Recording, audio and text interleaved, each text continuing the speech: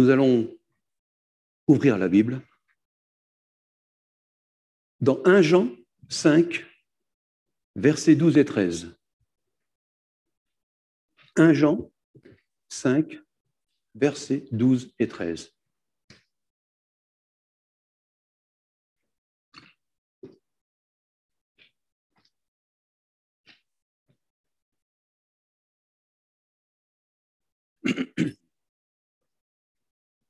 Dans la version Semeur,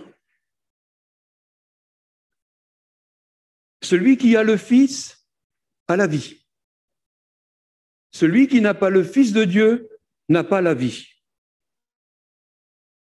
Je vous ai écrit cela pour que vous sachiez que vous avez la vie éternelle, vous qui croyez au Fils de Dieu. Amen. De toute évidence, dans ce texte, il est clair qu'il n'y a rien de mieux et de plus profitable que de croire au nom du Fils de Dieu, Jésus-Christ. Si tu crois, tu verras, tu vivras. Pardon. Si tu crois, tu verras la gloire de Dieu. Si tu crois, Jésus viendra à ton secours, à condition que tu lui demandes. Si tu crois, il fera ce que tu lui demandes, à condition que cela soit dans sa volonté. L'apôtre Jean, dans ce passage, revient sur le témoignage de Dieu qui est sans nul doute supérieur à celui de l'homme, à savoir croire au Fils de Dieu. Et même au début de ce chapitre 5, il est dit « Celui qui croit que Jésus est Christ est né de Dieu ». Il dit aussi « Celui qui ne croit pas fait de lui un menteur ». Et enfin, il arrive à la fin de ce témoignage en disant « Dieu nous a donné la vie éternelle et que cette vie est en son Fils ». Pour en arriver à la conclusion, et là, Jean rappelle le but de son épître, pour que vous sachiez que croire, avec l'assurance de la vie éternelle, croire en l'assurance du salut, que tout cela n'est que vérité, et c'est aussi un gain. Il faut que notre vie soit en son Fils. J'ai l'assurance de mon salut. Nous ne devons pas baser notre assurance du salut sur elle-même, mais plutôt sur les vérités objectives de la parole de Dieu. À savoir, parce que la parole de Dieu est juste et réelle.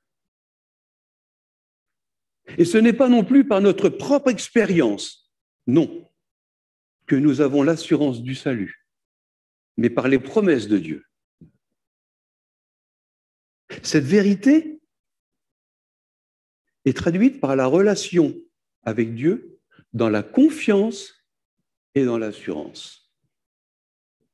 Comment pouvons-nous avoir l'assurance ou une assurance? Comment pouvons-nous être rassurés? Plein de questions comme cela. Comment pouvons-nous avoir cette absolue certitude? C'est ce que nous allons voir ce matin. Dieu intervient dans toute situation, tant que nous croyons en lui. Par notre foi en Jésus-Christ, nous pouvons voir intervenir sa puissance, sa compassion, nous pouvons voir intervenir son amour, sa bienveillance, sa bonté, son secours, et la liste n'est pas exhaustive. C'est une assurance pour nous, et c'est le sous-titre de mon message de ce matin. Une assurance ou l'assurance, ou bien une assurance et l'assurance.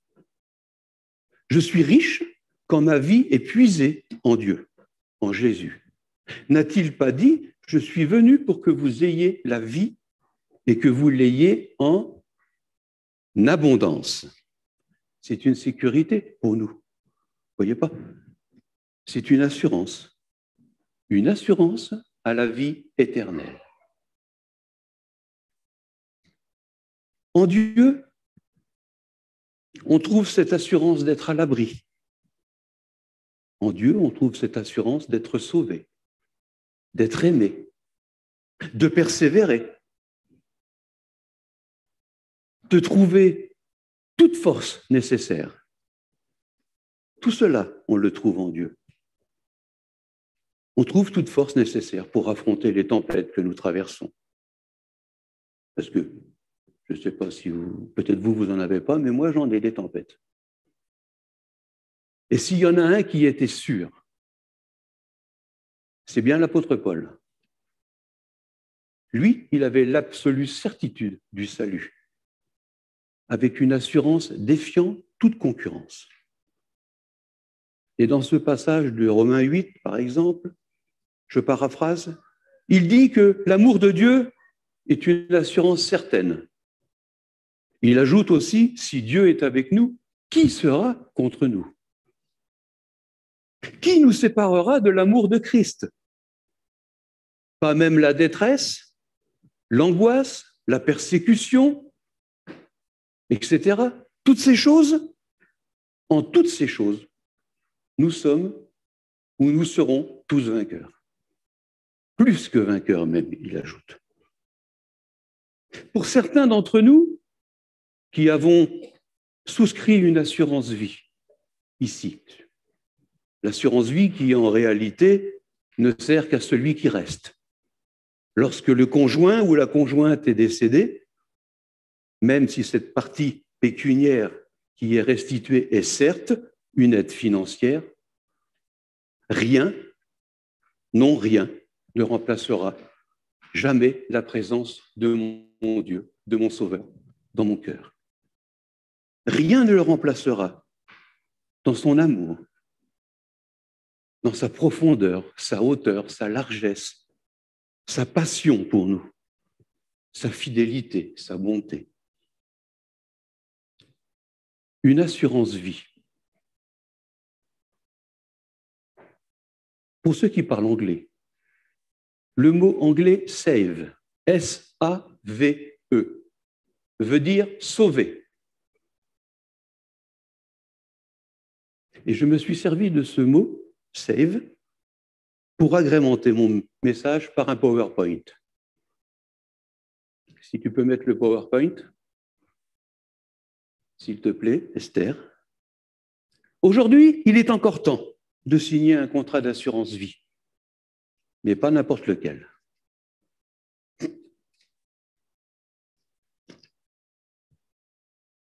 Save, je l'ai intitulé Service Assurance Vie Éternelle. Vous souhaitez, tu peux passer à la deuxième,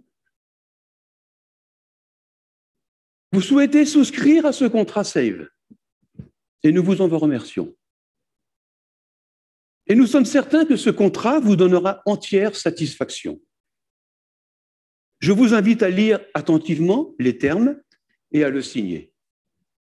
Votre signature atteste votre engagement. De notre côté, nous nous engageons à répondre à vos besoins et à vous garantir l'excellence de la vie éternelle. Image suivante.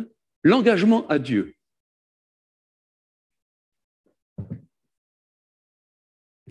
Un amour inconditionnel offert. J'ai mis la référence, mais nous n'allons pas lire tout, hein, d'accord? Jérémie dit « Je t'aime d'un amour éternel ». L'assurance d'être écouté. 1 Jean 5, 14, en fait, c'est le verset juste après notre verset d'introduction, qui dit que si nous demandons quelque chose qui est conforme à sa volonté, c'est une assurance d'être écouté.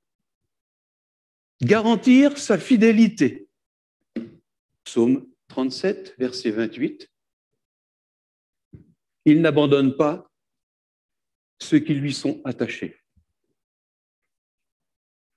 Toujours dans les engagements, dans notre contrat, secours immédiat en cas d'accident de vie, responsable ou non. On l'a vu ça sur nos contrats d'assurance. Acte 20, c'est le passage entre le verset 7 et le verset 12. C'est ce jeune Eutychus qui s'endormit sur le bord de la fenêtre, qui tomba du 3e étage. L'apôtre Paul descendit et pria, et il dit, ne vous inquiétez pas, il est encore en vie. Soins et guérison garantis à vie. 1 Pierre 2, verset 24.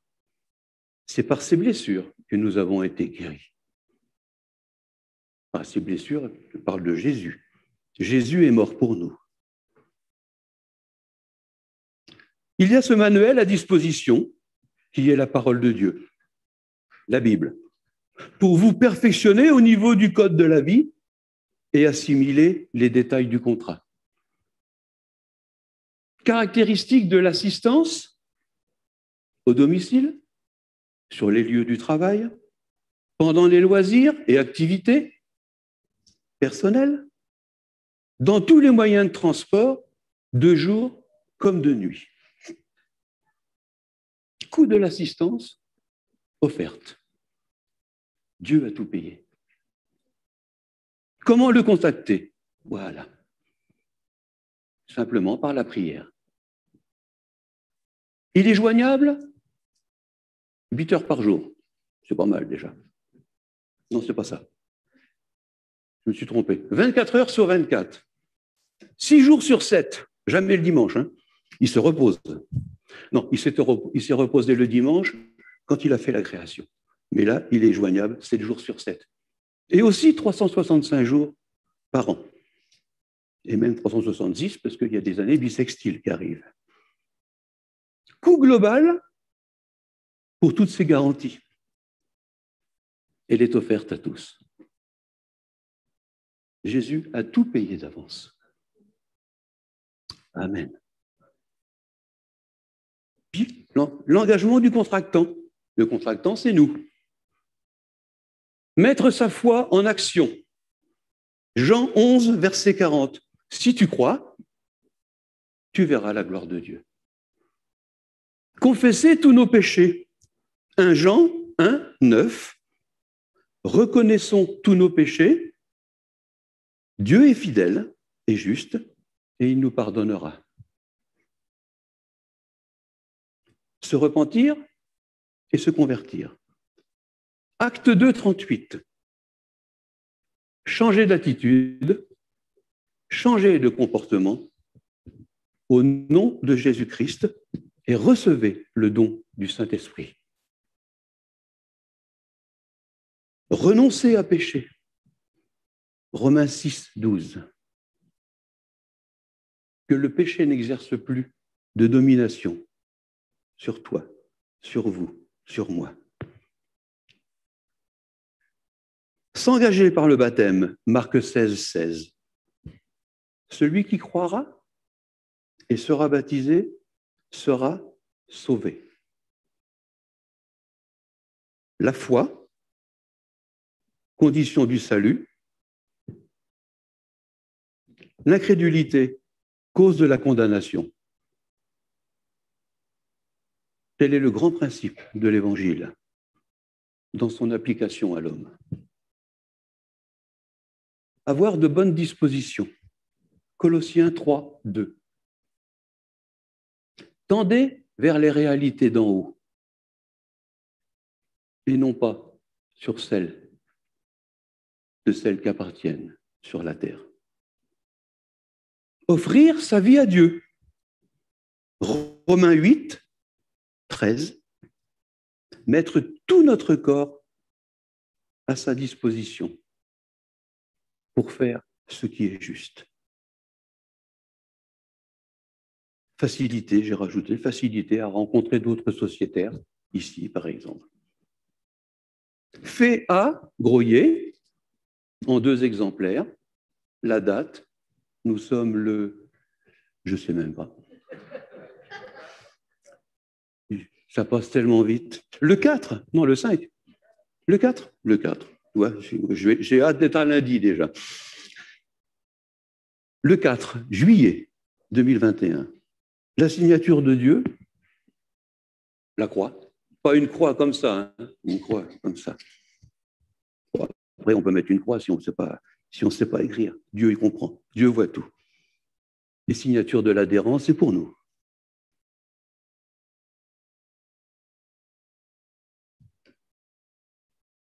Notre salut, c'est fini, hein? Oui. Notre salut commence et se termine par l'œuvre souveraine de Dieu. Philippiens 1,6 nous dit « Je suis persuadé que celui qui a commencé en vous cette bonne œuvre la rendra parfaite pour le jour de Jésus-Christ. » Amen. L'œuvre de Dieu par excellence, l'œuvre de Dieu, l'œuvre de la foi, l'œuvre de la conversion, l'œuvre du salut, il est à la fois l'alpha et l'oméga, le commencement, la continuation et la fin. Dieu est tout pour nous. C'est quoi avoir une bonne assurance? C'est être persuadé d'être à l'abri de tout danger, enfin presque, du point de vue sur Terre, terrestre. Parce que sur nos contrats, il y a toujours écrit en tout petit, presque illisible, des clauses, des franchises, des remarques auxquelles on doit se référer. Alinéa temps, article temps, etc. Nous sommes fréquemment confrontés, tiraillés par différentes sociétés à souscrire un contrat d'assurance, quel qu'il soit. Être bien assuré dans ce monde est nécessaire, j'en conviens. Par exemple, un jour, nous avons reçu un courrier de Veolia nous demandant de souscrire une assurance dite complémentaire au cas où il y avait une canalisation qui éclaterait du haut gel, par exemple. Nous rappelant que la prise en charge de ce contrat était effective s'il y avait un dégât entre le compteur et la maison. Parce que l'assurance habitation, elle, cela n'est pas pris en charge. Ou bien encore, on nous a demandé de souscrire une protection juridique, en plus de ton assurance voiture, par exemple. Toujours au cas où. Je ne dis pas que ces assurances valent rien. Nous sommes libres ou pas de souscrire à un contrat d'assurance. Je dois obéir aux autorités, c'est marqué dans la parole. C'est une loi. Et si je ne m'assure pas, comment voulez-vous que Dieu nous garde? Comment voulez-vous que Dieu ait un regard bienveillant sur nous? Nous devons faire ce qu'il faut quand même sur terre, puisqu'il y a des lois, on doit les respecter. Merci Seigneur, parce que nous sommes plusieurs à vouloir souscrire cette assurance, cette seule assurance avec notre Dieu. Une véritable assurance, une protection de la providence divine. Elle n'est pas que spirituelle, mais aussi juridique. Nous avons un avocat auprès du Père, nous dit la Bible, Jésus-Christ le juste. 1 Jean 2:1. Il est notre garant. Bien sûr, uniquement pour celui qui obéit à la loi et aux ordonnances de Dieu. Cela va sans dire. Dieu ne viendra pas à notre secours si nous ne faisons pas ce qu'il faut ici-bas, ou si déjà nous ne sommes pas assurés. Le mot grec paraklétos, traduit ici par avocat, signifie littéralement appeler à côté d'eux. et désigne donc quiconque a été appelé à assister quelqu'un. Et dans Jean, au chapitre 14 et au chapitre 16, où il est traduit par consolateur, il est appliqué au Saint-Esprit. Je fais une parenthèse. Si Dieu avait voulu que nous vivions une vie parfaitement confortable, sans aucune galère, il n'aurait aucune raison de nous envoyer un consolateur. Jésus est notre conseiller. Il plaidera notre cause. En d'autres termes, le Saint-Esprit qui habite en nous sera celui qui nous fortifie. Il sera notre soutien, il sera notre guide. Tout cela, c'est le Saint-Esprit. Le Saint-Esprit est tout cela pour nous. En Jésus, je trouve cette assurance d'être à l'abri de tout danger. Comme dans l'Ancien Testament où l'Éternel dit à Moïse qu'il le communique à Aaron et à ses fils les paroles de bénédiction pour tout le peuple d'Israël. Nombre 6, versets 24 à 26. Nombre 6. Que le Seigneur vous bénisse et vous protège. Que le Seigneur vous regarde avec bonté et vous accueille favorablement. Que le Seigneur vous manifeste sa bienveillance et vous accorde la paix. La paix, la bonté, la protection, n'est-ce pas une preuve d'assurance? Qu'est-ce qu'il me faut de plus? Je peux dire que j'ai l'assurance ou une absolue certitude. N'est-ce pas un bon contrat d'assurance que nous vous présentons?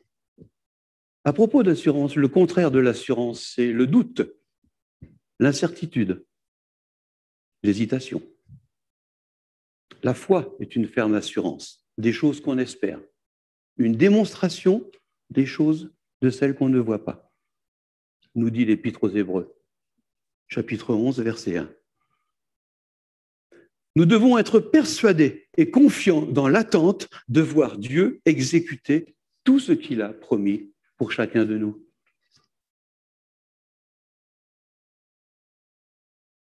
Dans ce monde, nous croyons être assurés efficacement ou suffisamment.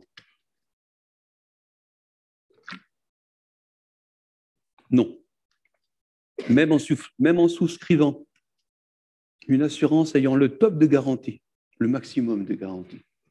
Malheureusement, il y a toujours des conditions qui ne sont pas garanties, des franchises. Et nous connaissons tous ce slogan publicitaire d'une compagnie d'assurance: zéro tracas, zéro blabla, et j'ajouterai zéro risque. Le risque zéro n'existe pas, et nous le savons. Par contre, avec Dieu, je le répète, j'ai l'assurance d'être à ses côtés. Et permettez-moi l'expression, avec Dieu, pas de blabla. Sa parole est la vérité. Ce qu'il dit, il le fait. Mais malheureusement, étant dans ce monde, je pourrais ajouter des blablas, des paroles tordues, douteuses, des histoires avec un collègue de travail, dans ma famille, avec mon frère, avec ma sœur, etc. Des heurts, des paroles en l'air qui blessent. Nous en aurons toujours. Ça fait partie de notre lot. Si je puis m'exprimer ainsi, ça fait partie des clauses ou des franchises pour chacun de nous. Avec Jésus, j'ai l'assurance qu'il peut me faire traverser toutes ces épreuves en toute sérénité. Oui, j'ai une assurance vie gratuite, universelle et éternelle. Amen. Avec tout cela, toutes les conditions sont requises, sans franchise, et ça fait toute la différence. Et ce serait mentir aussi si, étant avec Dieu, marchant avec lui, je pouvais dire zéro tracas. Non. Dieu nous a avertis. Je ne vais pas dire que nous avons à avoir des tracas avec Dieu, ce n'est pas ça. zéro tracas dans ce monde. Dieu nous a avertis, vous aurez des tribulations et des épreuves, mais tenez bon, j'ai vaincu le monde.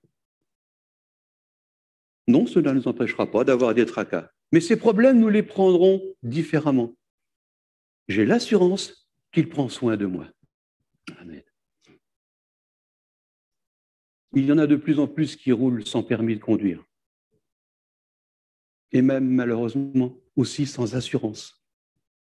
C'est le côté rebelle des gens de ce monde, insouciants, égoïstes, dégoûtés de la vie. Mais le jour où un incident ou un accident arrive, ils le paient tout le reste de leur vie. Pourquoi, à la moindre faille dans notre vie, nous plongeons dans le doute, alors que nous disons que nous avons l'espérance en Dieu? Avoir de l'assurance signifie absence de doute. Donc ne doute pas, ne doutons pas. En prenant la parole de Dieu à cœur, nous n'avons plus aucun doute au sujet de notre salut éternel. Ne prenons pas ce qui nous intéresse, prenons tout. Notre Dieu qui est serein n'est pas indifférent.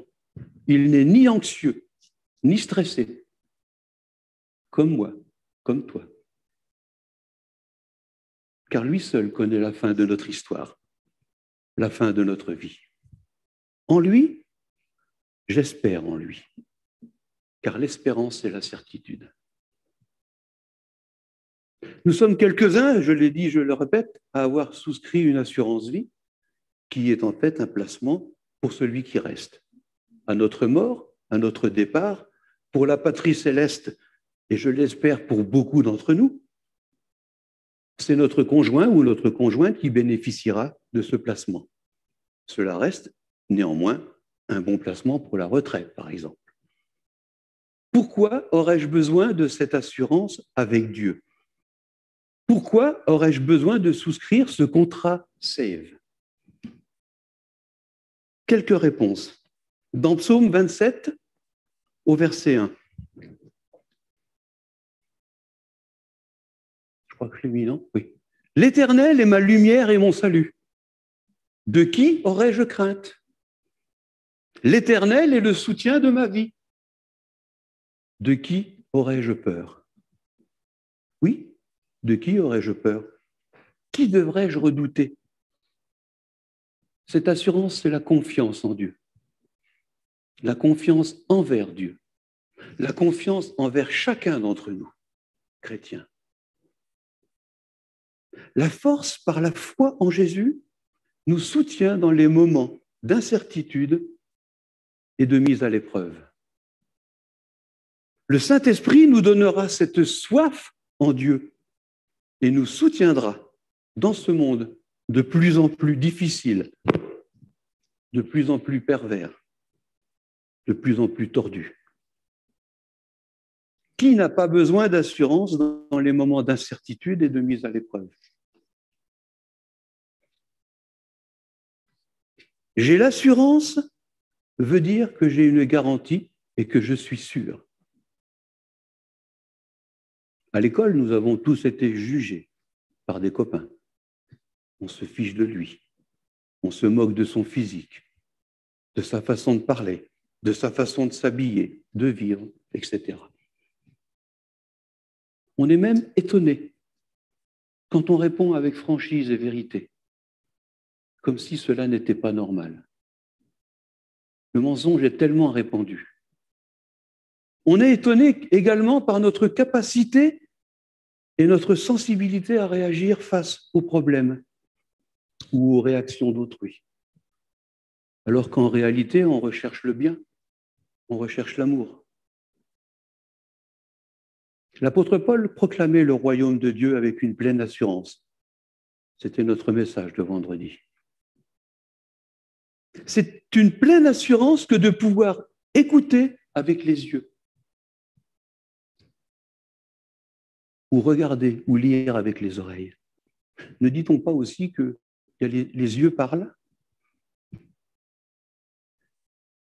Moi, je me force à lire à haute voix. Parce que quand je lis à haute voix, ce sont mes oreilles qui parlent. Et quand j'écoute, je regarde. Donc, c'est les yeux. Tout est inversé. Je ne sais pas si vous comprenez ce que je veux dire. C'est une image. Comme c'est une image, si tu sers du verbe serrer, Jésus dans ton cœur, comme un père serre son fils dans ses bras, Jésus t'aidera dans tes souffrances, tes difficultés. Si tu le sers dans ton cœur pour le servir, quel que soit le service, toute douleur disparaîtra. Mais la beauté demeurera, nous dit la Bible.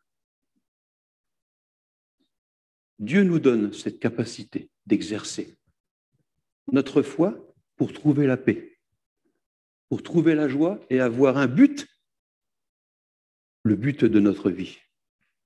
Et cette foi doit être basée sur l'assurance et aussi sur l'amour de notre Père céleste.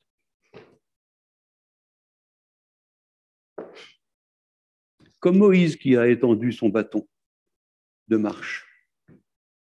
Et par miracle, les eaux se sont fendues, se sont écartées pour laisser passer à sec le peuple hébreu. La consigne est de ne jamais douter. Il est fidèle en toutes circonstances. Il répondra toujours à notre confiance. Et en face de l'adversité, nous aussi élevons notre bâton de foi. Parce que nous avons confiance en lui. Si quelques difficultés se présentent, croyons à notre tour, de tout notre cœur, que ce Dieu veut faire de nous un vainqueur. Amen. N'hésitons pas à lui dire, dans le secret de notre cœur, dans le secret de notre chambre, que nous avons confiance en lui. Seigneur, j'ai confiance en toi. Ça, c'est une prière. Pas besoin de grandes phrases, si c'est dit avec un cœur vrai et sincère. Seigneur, j'ai confiance en toi. Tout comme Moïse, Gédéon, lui aussi avait besoin d'être rassuré. Lui, il en avait besoin. Parce que Gédéon, il doutait. Et sa foi était faible. Donc Gédéon avait besoin d'être rassuré, et celui-là, à plusieurs reprises, demanda un signe à l'Éternel pour montrer que c'était bien lui qui parlait. La révélation, à cette époque, c'est vrai, était quand même plus rare. Donc il voulait recevoir de fermes assurances. Et Dieu lui accorda par grâce. Gédéon avait besoin d'encouragement, d'être assuré du secours de Dieu. Comme nous, avons-nous besoin, d'être assurés du secours de Dieu. Le secret de beaucoup de victoires dans la vie de David. David était un extraordinaire, il était confiant. Il avait vraiment la vie de David était due à son extraordinaire confiance en Dieu. Il était confiant dans le Seigneur. Être bien assuré nécessite un bon contrat. Save. S-A-V-E. Et tout à l'heure, j'avais marqué service, assurance vie éternelle. Et j'ai remplacé ce mot, j'ai remplacé les lettres, j'ai toujours gardé save, sauver, S comme sauver, A avec, V valeur, E évangile. Sauver avec les valeurs de l'évangile.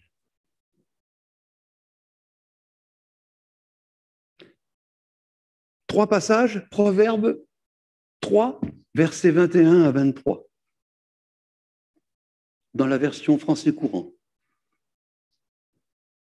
Mon fils, que le discernement et la réflexion te guident et ne t'en détournent jamais.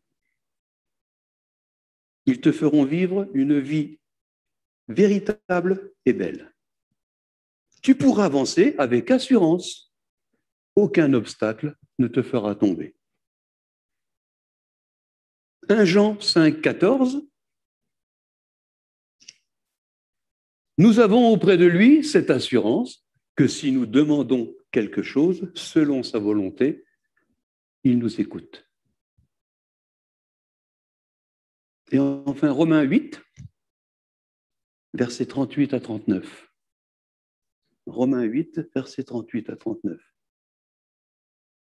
Car j'ai l'assurance que ni la mort, ni la vie, ni les anges, ni les dominations, ni les choses présentes, ni les choses à venir, ni les puissances, ni les hauteurs, ni la profondeur, ni aucune autre créature ne pourra nous séparer de l'amour de Dieu, manifesté en son Fils, Jésus-Christ notre Seigneur. Tout est dit. J'ai l'assurance. L'amour de Dieu, c'est une assurance certaine. Oui, je suis persuadé, j'ai l'absolue certitude, je suis assuré. Toute chose concourt au bien réel du chrétien qui est fidèle. Amen. Ça va vous faire rire. Ne nous laissons pas berner comme Mowgli, qui s'est fait duper par le serpent Kaa dans le livre de la jungle. Nous connaissons à peu près tous. Aie confiance avec ses yeux. Oui, crois en moi, que je puisse veiller sur toi. Oui, le méchant de notre âme, le diable, rôde, avec toutes ses combines, avec son air mielleux, hypnotiseur, ne cherche qu'à nous attaquer. Recherchons toujours cette protection, cette certitude, cette assurance. Nous avons souvent l'esprit compliqué, recherchons la simplicité et nous y verrons beaucoup plus clair. Des fois, nous voulons que Dieu se manifeste dans notre vie, alors qu'en réalité, il ne se manifeste que dans ses enfants. Te considères-tu comme son enfant? Je vous fais réfléchir. Et pourtant, il est là, il t'attend. Certaines personnes, même de ce monde, s'en rendent compte, ils le voient. Mais l'enfant de Dieu, des fois, ne s'en aperçoit pas forcément. L'assurance en Dieu, c'est la première chose que l'on perd quand on s'éloigne de la volonté de Dieu pour notre vie. La paix intérieure. Parce que par l'obéissance à sa volonté, Dieu accorde sa paix intérieure. Mais par contre, n'ignorons pas cela. Il est plus difficile de s'éloigner du chemin de sa volonté que d'y revenir. David, encore le roi David, en tuant Goliath, a montré l'exemple. C'est un principe biblique qui prouve que le meilleur leader est celui qui sait donner l'exemple. Si nous faisons preuve d'assurance, alors peu à peu, pour tous ceux qui nous entourent, notre famille, nos amis, nos collègues de travail, en viendront à faire eux aussi preuve de beaucoup d'assurance. L'assurance a le don singulier de faire naître l'assurance dans les cœurs des autres. La foi, oui, est une source d'assurance. Car la foi, c'est l'assurance des choses qu'on espère. Assurance et foi vont ensemble. La vraie foi ne se fonde pas que sur des preuves tangibles, mais sur une assurance divine. Et c'est une grâce. Elle nous est accordée par grâce, par Dieu. C'est une assurance que Dieu écoute et répond à nos prières. La condition principale pour recevoir la bonne réponse à nos prières est l'assurance. Ne laissons pas le diable nous voler notre assurance. C'est vrai.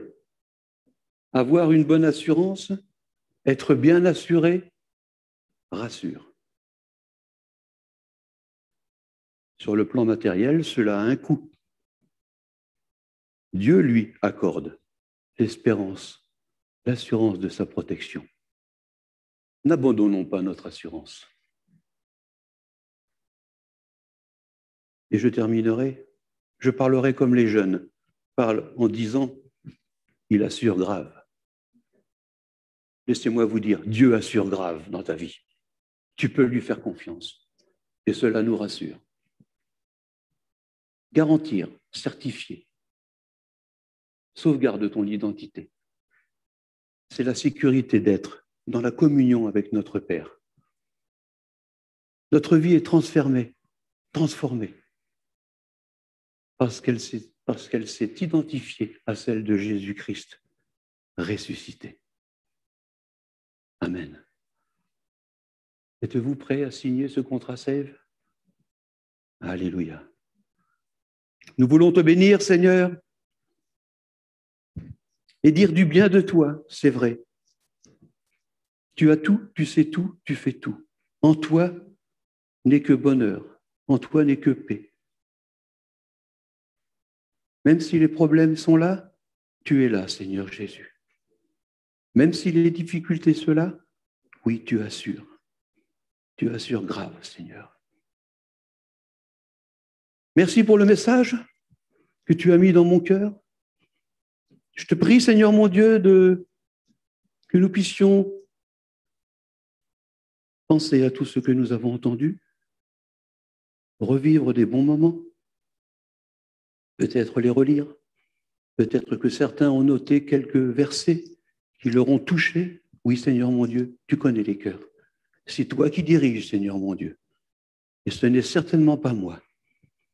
Parce que en toi, je mets toute ma confiance, Seigneur. Merci, mon Dieu.